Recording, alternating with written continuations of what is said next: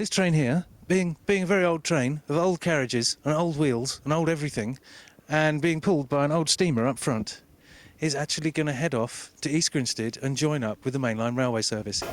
It's the 11:30 service to East Grinstead. Bluebell Railway is a little branch line, part of the London and Brighton and South Coast Railway that's been preserved beautifully and has lots of lovely trains running on it. Today is the opening of the latest leg of their line. I've managed to waylay Neil Glaskin here, who is the operations director for the Bluebell Railway. That must be such a dream job, surely. It's a voluntary job, and to fit it round a day job as well. Oh dear. It has its moments, but You've got how many stations now? We've got 4 stations now. We've just opened to East Grinstead today.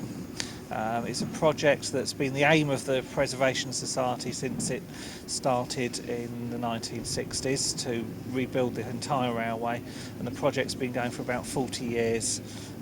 Finally, we've got into East Grinstead today. Yeah, the bit we're all waiting for you to do is the Lewis bit. The line was shut in 1958 from East Grinstead to Lewis, and the Bluebell original group wanted to preserve the whole lot, but that was impossible, so they just picked the section between Sheffiled Park and Borsted Keynes.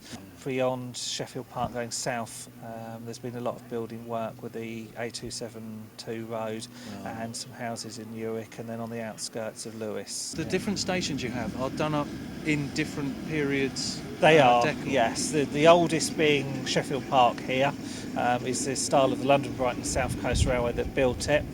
Moving on to Borsted Keynes, you've got the early Southern Railway period, and Kingscote is in the British Railways period of the 1950s, before the line starts shut. to get a bit drab. Yeah. Everyone here is volunteers, and no doubt you don't get to turn up day one and drive a train. No. So if someone was it's my lifelong dream to drive a steam train, I must do it.